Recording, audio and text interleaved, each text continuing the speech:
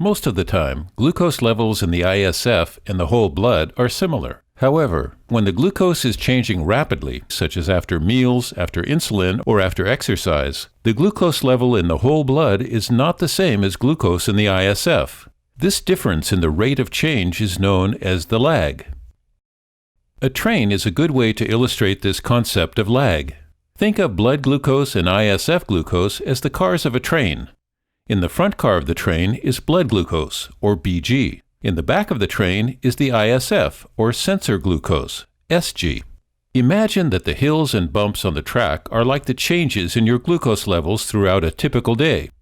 In the front car of the train is blood glucose, or BG.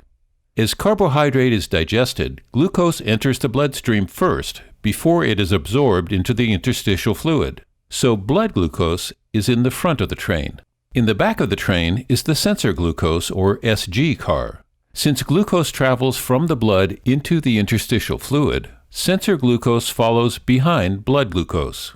When the train is traveling along a flat plane, when there is little fluctuation in glucose levels, the blood glucose and sensor glucose readings will be very similar, although rarely exactly the same. Now think of going uphill on the train as a rise or upward trend in glucose levels. As the train starts up the hill, you can see that the blood glucose in the front car is leading the sensor glucose in the back car, because changes in glucose appear first in blood glucose.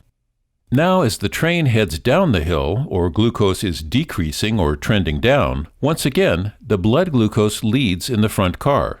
So, as you can see, whether glucose levels are trending up or trending down, blood glucose leads sensor glucose.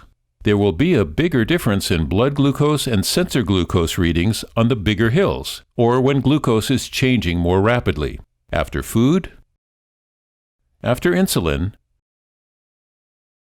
and after exercise. There are a couple of important things to keep in mind.